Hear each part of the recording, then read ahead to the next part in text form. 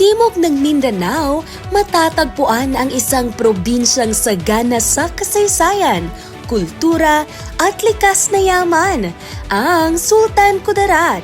Ipinangalan ito kay Sultan Muhammad Dipatuan Kudarat, isang matapang at matalinong pinuno na matagumpay na lumaban sa pananakop ng mga Espanyol.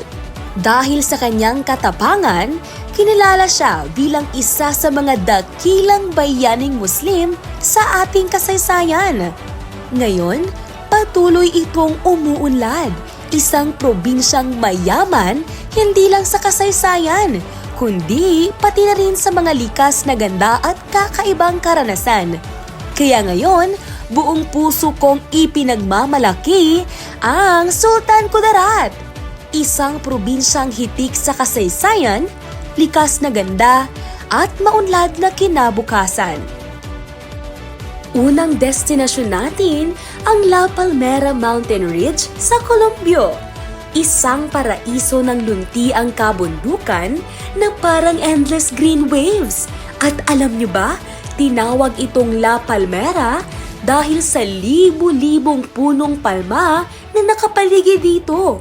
Kaya, kung gusto nyong mag-soul searching, mag-picture taking, o gusto nyong maranasan yung feeling na parang nasa The Sound of Music movie, this is the place to be. Perpekto para sa mga nature lovers at gustong takasan ang ingay ng lungsod. Isang tanawin na parang kuha sa postcard at siguradong Instagram-worthy. Sunod nating stop, isang natatagong hidden gem sa Colombia, ang Pangadilan Falls. Isipin mo to, isang napakalinaw na tubig na bumabagsak sa naglalakihang bato na parang hinati mismo ng kalikasan. Ang mga batong ito, hindi basta-basta. Ang intricate patterns nila ay nagdadagdag ng kakaibang ganda sa falls na to. At kung maaraw, minsan may rainbow effect pa. Pero syempre, hindi lang pangtingin to. Ang tubig dito, sobrang linaw at malamig.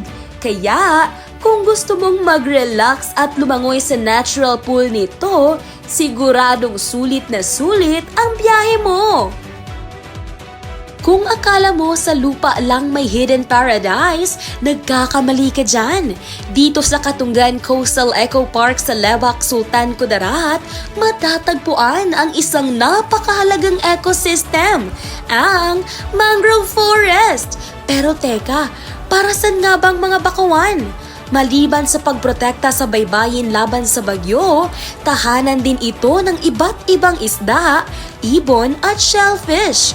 So, kung nature lover ka at gusto mong makita ang tunay na ganda ng kalikasan, this is the place for you! Kung gusto mo naman ng beach getaway, pero ayaw mo ng siksikan, aba, punta ka na sa Balot Island. May turquoise blue na tubig, puting buhangin, at guess what? Wala kang babayaran. Yes, libre ang paradise na to. Dito, pwede kang mag-camping, mag-bonfire, at magpakasaya kasama ang barkada. Pero, tandaan lang, wala tayong dalang pork dahil may mga tausog dito na naninirahan at kailangan nating irespeto ang kanilang kultura. Teka lang, at baka malito kayo ha? 2 Balot Island ang meron sa Mindanao, isa sa Sarangani, Davao del Sur, at ito namang nasa Sultan Kudarat.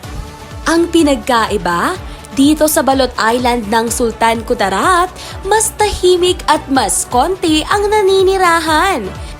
Halos 15 na kabahayan lang ng mga manobo at tausug. Isa pa, alam niyo ba kung bakit ito tinawag na Balot Island? Dahil sa hugis itlog nitong anyo. Parang isang higanteng itlog na nakahimlay sa karagatan. Kaya, kung gusto mo ng peace and serenity, ito na ang perfect spot para sa'yo. Para sa mga naghahanap ng komportableng bakasyon sa tabing dagat, bisitahin ang Elan's White Heaven Resort sa Calamansig, Sultan Kudarat. Kilala ang resort na ito sa malinis at maputing buhangin at napakalinaw na tubig dagat. Perfect para sa mga swimming at relaxation. May mga maayos at malilinis na accommodations dito. Kompleto sa amenities para sa inyong kaginhawaan. At ang pinakamaganda, tahimik at payapa ang paligid. Kaya siguradong makakapag-recharge ka mula sa stress ng city life. Kung naghahanap ka ng underrated at secluded paradise, perfect sa'yo ang Medol Island. Matatagpuan ito sa bayan ng Calamansig at kilala sa malinis na beach, puting buhangin at asul na tubig. Dahil hindi pa ito gaanong crowded, siguradong mararamdaman mo ang peace and quiet habang nagre-relax sa baybayin. At hindi lang yan, ang tubig dito sobrang linaw. Nakitang-kita mo ang mga isdang lumalangoy sa ilalim. Kaya, kung mahilig ka sa snorkeling at gusto mong makita ang rich marine life ng Sultan Kudarat, ito ang spot na dapat mong puntahan. Kung gusto mong makakita ng daang-daang ibon na malayang lumilipad, Baras Bird Sanctuary ang para sa'yo. Dito, mararamdaman mo ang tunay na koneksyon sa kalikasan habang pinagmamasdan ang iba't ibang species ng ibon na nakatira sa kanilang natural na tahanan. Ang lugar ay kilala sa kanyang kagandahan at kapayapaan na hatid ng mga ibon na nagliliparan sa paligid. Sa Baras Bird Sanctuary, maaari kang mag-relax at makipag-ugnayan sa kalikasan habang namamangha sa kahusayan ng mga ibon sa kanilang natural na kapaligiran. Isang magandang destinasyon para sa mga nature lover at bird watcher, ang Baras Bird Sanctuary. Ayan, nakita nyo na ang ilan sa mga pinakakamanghamanghang lugar dito sa Sultan Kudarat. Hindi lang to basta isang probinsya, isa itong patunay na ang ganda ng Pilipinas ay hindi lang nasa mga sikat na destinasyon, kundi pati sa mga natatagong yaman na tulad nito.